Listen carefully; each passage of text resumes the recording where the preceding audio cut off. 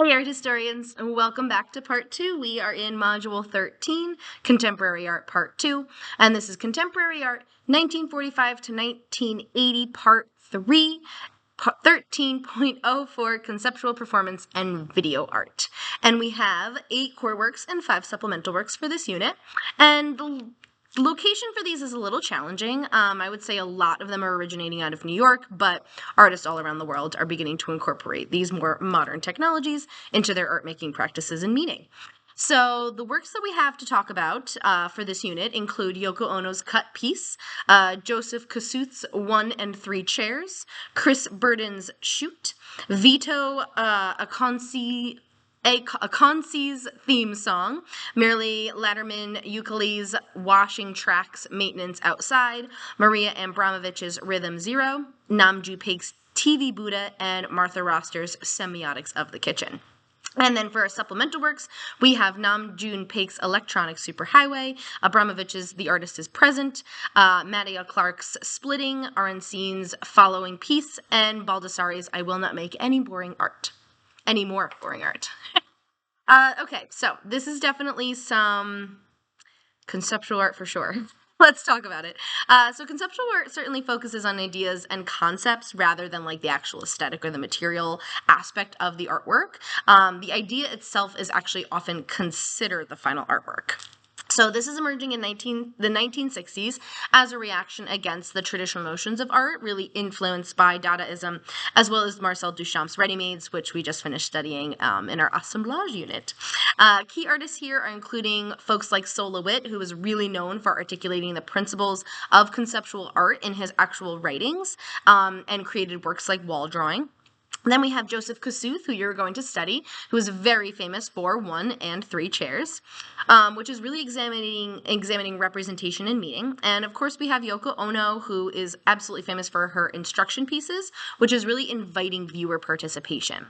So conceptual art really focuses on themes of the dematerialization of the art objects themselves, as well as the use of language and text as a primary media, and even the questioning of authorship, ownership, and the role of the artists themselves. So conceptual art is really influenced contemporary art practices and movements like minimalism and installation art, and it sort of ends up shifting the focus to the intellectual and ephemeral aspects of art rather than that technicality that we're used to seeing in eras like the Renaissance or like after. So now we move on to performance art, and performance art is art in which the medium itself is the artist's live performance.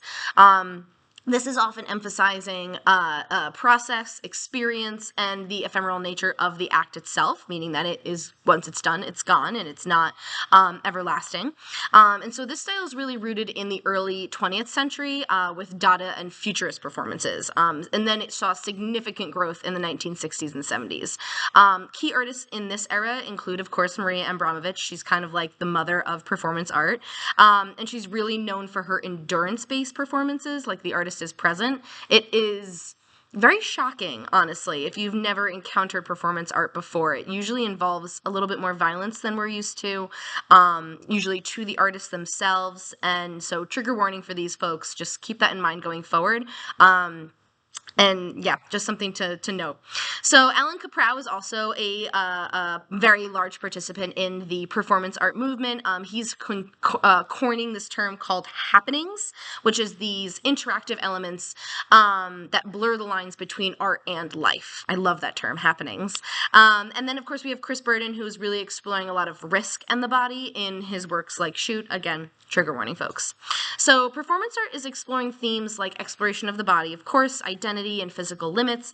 It's engaging with the audience participation and space, and it really tackles a lot of political, social, and feminist critiques. The movement expanded the definition of art, and it really inspired multimedia and interdisciplinary practices, which leads us straight into video art. On the other hand, using video as technology as its artistic medium for this technical kind of recording of a performance. And so it really is combining these visual and audio elements to challenge traditional art forms like painting and sculpture. So still challenging, but in a slightly different way. It's emerging in the 1960s with the event of affordable video recording equipment. It is pioneered by artists who are interested in the intersection of technology and art. And so key artists are absolutely including Namjoon Paik, who's often called the father of video art, and is really known for his works like TV Buddha and large-scale installations. Bill Viola is another one who's really known for exploring the human emotion and spiritual themes in immersive video works. Video art is really exploring themes like the exploration of time, motion, narrative, and the critiques of media, mass communication, and cultural norms, as well as the experimentation with editing and sound and multi-channel installations. So video art is really pushing the boundaries of traditional art, and it influences digital media and contemporary video practices.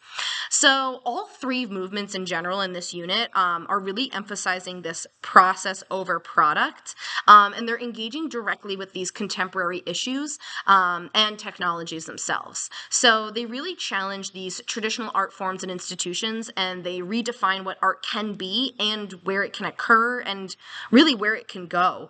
And so these movements are really laying the groundwork for things like multimedia art, installation art, and these interactive art pieces, especially as we move into the digital age. So taking a look at some of our works, I will say that I do enjoy conceptual and performance in video art. It's not necessarily my favorite type to engage with, but I think it's really interesting. And maybe I've spoken too soon because performance, conceptual, and video art are always the pieces that stand out the most in my head. I seem to remember them very, very well. And so when we are looking at some of these works, definitely just understand that there are some more mature topics, some violence included, so just beware of that. Definitely Namjoon Paik is one of my favorite. I'm not going to lie, I love TV Buddha. It's one of my favorite pieces, and I've actually seen Electronic Superhighway in person when I went to DC years ago. Maria Abramovich is really, really interesting. And there's also one other piece that I always think about in conceptual art and video art even. It's called the Cremaster Cycle, and it was created by an artist named Matthew Barney. I specifically remember watching this at TC&J doing my undergrad.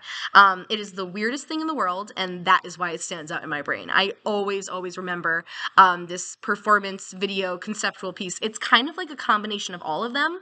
I don't know if you're able to watch the whole thing online, but I'm going to try to find it. So I'll post all this stuff to my Carpino corner here. I don't have a ton of personal things to share with you all. I did get to see Paul McCartney. I know that's not John Lennon or even Yoko Ono, but he's like in the same like realm of, so I posted a picture of that because it was one of the greatest moments of my life.